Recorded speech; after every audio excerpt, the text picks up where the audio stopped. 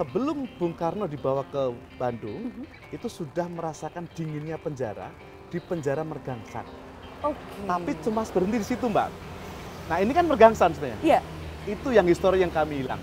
Nah, kalau ada pemirsa yang bisa mengetahui histori itu, bisa sampaikan ke kami. Bisa langsung dihubungi ya Iya, Pak ya, bisa siap. diceritakan juga.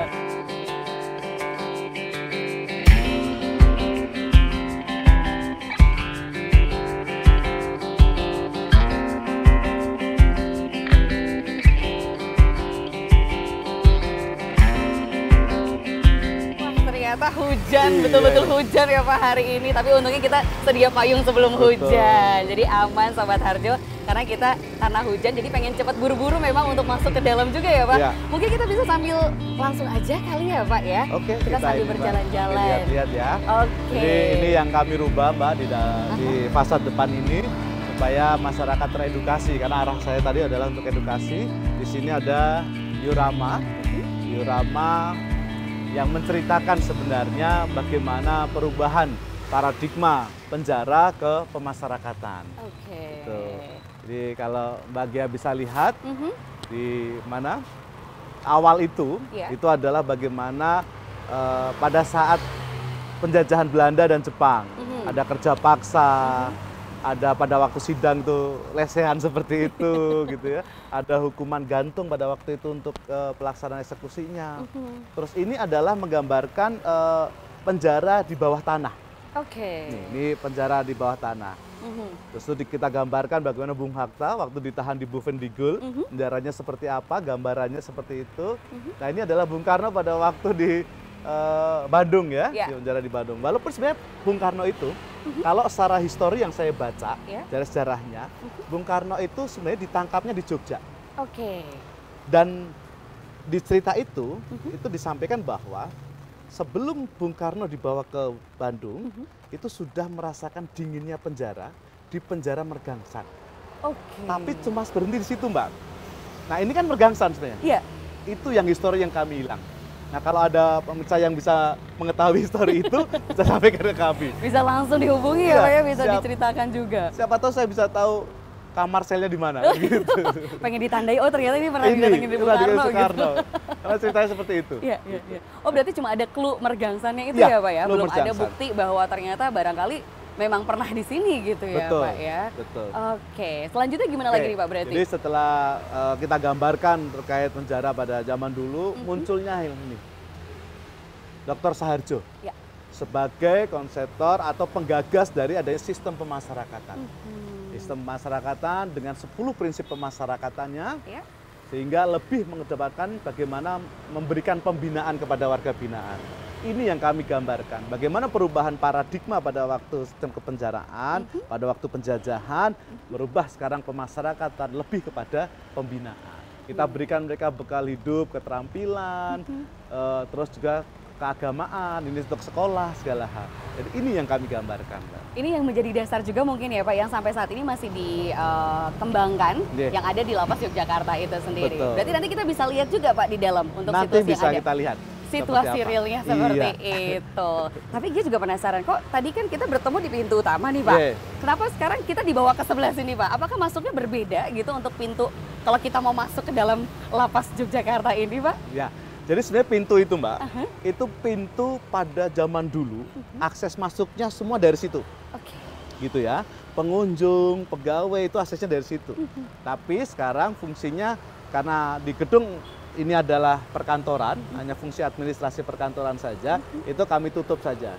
Hanya untuk kegiatan-kegiatan tamu yang pengen melihat ke depan, ini sebenarnya itu kami buka. Tapi ini tidak menjadi akses utama. Nah, akses utamanya nanti lewat sana untuk pengunjung, Mbak. Oke, kita langsung aja Pak, karena hujannya semakin rintik kayaknya ya, kita langsung aja mungkin, karena dia makin gak sabar nih Pak, buat tahu bener nggak nih diorama yang di luar ini juga ternyata ada di dalam, yang bisa kita lihat bersama. Wah, tapi sebelum itu dia masih salfok juga nih Pak, sama yang ini Pak, penjara bukan akhir segalanya. Ini gimana nih Pak dengan kata-kata ini Pak? Jadi kami, ya itu tadi, bahwa menyampaikan juga kepada masyarakat, supaya teman-teman warga binaan ini ketika sudah keluar, sudah bebas, gitu, untuk didukung oleh masyarakat. jangan jadikan penjara ini itu menjadi akhir dari kehidupan dari warga binaan kemasyarakatan kami. Sehingga mereka masih bisa menjadi manusia yang seutuhnya, berguna bagi bangsa dan negara. Itu harapan besar kami. Amin Pak, semoga harapan ini juga bisa langsung direalisasikan ya oleh masyarakat luas ya Pak ya. Kita bisa lebih dekat lagi mungkin. Ini menarik sekali ya Pak, bagaimana ada pintu sel, kemudian di antaranya ada kata-kata. Pintu sel beneran loh ini, Mbak. Oh, oke. Oh, ternyata ini ya pintu sel benerannya ya, Pak. Pintu zaman dulu ya, pintu zaman dulu. Ini adalah kondisinya seperti ini. Ya. Gitu. Jadi kami gambarkan bahwa ini pintu, ini petugas itu kalau ini sudah dikunci semuanya, untuk kontrolnya ngintipnya dari lubang kecil. Sekecil itu ya, Pak? Sekecil itu untuk kontrol ke dalam. Boleh pegang dulu nggak sih, Pak, kalau di sini? Boleh. Saya coba dulu ya, ini beneran kayu atau bukan gitu. Oke, ternyata betul juga cukup besar sekali. Ini juga mungkin dilihat karakteristik manusia di tahun itu mungkin masih cukup tinggi-tinggi ya, Pak ya? Tinggi dan gitu kokoh ini kan kayunya. Betul, betul. Jadi nggak bisa nih mau dobrak-dobrak kayaknya. Sulit juga ternyata ya, Pak ya. Apakah tahun ini juga masih seperti ini, Pak, kalau sampai saat ini? Bangunan kami ada dua jenis bangunan ya. Ada bangunan yang sudah baru dan ada memang bangunan peninggalan Belanda. Semuanya masih bagus. Kondisinya luar biasa. Wah, Pak. Dan masih kita gunakan. Tolong Pak, langsung dibawa ke sana, kayaknya udah gak sabar banget nih makin jadi nih Pak gitu. Sudah boleh masuk kah kita? Boleh, ayo kita masuk ke dalam Pak. Oke. Oke, sebelum itu Pak, ini ada yang bikin salvoknya. Ini udah berapa salvok berarti dia kali ya. Ternyata ada satu pakaian. Apakah ini pegawai yang menggunakan pakaian ini saat ini atau ini di zaman sebelum atau di masa kolonial dulu Pak? Jadi ini kami gambarkan juga, ini bukan zaman kolonial ini, tapi ini seragam petugas pemasyarakatan sudah lama juga, sudah lama dengan lambang-lambangnya. Kami ingin menggambarkan juga kepada masyarakat, loh, petugas itu dulu pakaiannya seperti ini, gitu kan. Terus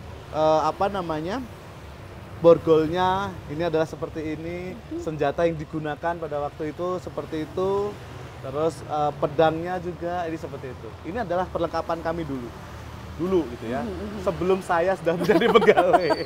Lama sekali ya, jauh sebelum Bapak. Ini juga menarik ya Pak, bagaimana mungkin ini beberapa alat yang digunakan, ini masih bentuk-bentuknya yang belum dikembangkan seperti saat ini ya, dengan teknologinya mungkin saat itu termutakhir seperti ini ya Pak ya. Ini boleh diceritakan dikit nggak Pak, kalau yang ini untuk apa misalkan gitu Pak? Jadi kalau ini senjata ya, senjata untuk pengamanan juga, biasanya di pos atas itu kita gunakan seperti itu, pedang juga itu untuk pengamanan juga. Nah ini untuk warga binaan atau narapidana tahanan dulu, borgolnya itu panjang yang seperti itu. Nah ini sebenarnya kegiatan kami nih, ini untuk pembuatan sepatu itu pada waktu itu. Kan Lapas Jogja, Lapas Wirogunan itu dulu terkenalnya adalah pabrik sepatu. Oh baik, warga binaannya itu membuat sepatu. Gitu. Mungkin kenapa juga kita terkenal kalau daerah Mergangsan sendiri kan juga banyak ya Pak untuk merajin kulit sepatu dan saya sampai saat ini gitu. Saya udah negatif thinking aja nih Pak, jangan-jangan senjata untuk dulu eksekusi atau apa, ternyata enggak ya Pak ya. Tidak sekejam itu ternyata. Oke. Ini apakah masih ada di dalam Pak? Apa ini cuma sudah ada replikanya aja? Ini sudah tidak digunakan lagi. Ini hanya replika saja dan kita pengen menunjukkan memori lah gitu ya, mengulang memori bagaimana masyarakat atau penjara pada zaman dulu. Baik, ini kita semakin dekat lagi dengan memorinya nih Pak kayaknya ya Pak, biar lebih terlihat lagi seperti apa sih yang saat ini terjadi di dalam. Silakan Bapak. Mari. Ya. Nah ini Mbak, pintu masuknya. Untuk semua baik kendaraan, orang, pintu masuknya dari sini. Kita masuk dari sini. Berarti kita boleh masuknya lewat sini ya Pak ternyata masuknya lewat sini, bukan dari pintu yang tadi Mbak. Sudah berbeda. Oh ini juga menarik ya Pak, ternyata ada gambar-gambarnya juga di pintunya. Gambar-gambar untuk ini aja, memperindah mungkin ya? Memperindah lah. Artistiknya. Ini yang buat siapa Pak kalau yang ini Pak? Ini warga binaan pada waktu itu udah lama sekali. Oke. Nah, apa dari sebelum Bapak datang ke sini? Sebelum saya datang ke sini. Bapak datang ke sini ternyata. Kita ini akses masuknya, nah inilah untuk masuk ke dalam. Ini kita udah melalui 3 pintu ya Pak, ternyata ini seakan-akan bayangannya ini ada berapa pintu, dia juga penasaran. Ini berarti akses untuk ke dalam bertemu dengan warga binaan ya Pak ya? Betul, jadi ini akses untuk ke dalam, ini pintu P2U kami, pintu utama. Mau sekalian? Boleh, silakan Pak, monggo dengan senang hati nih Pak.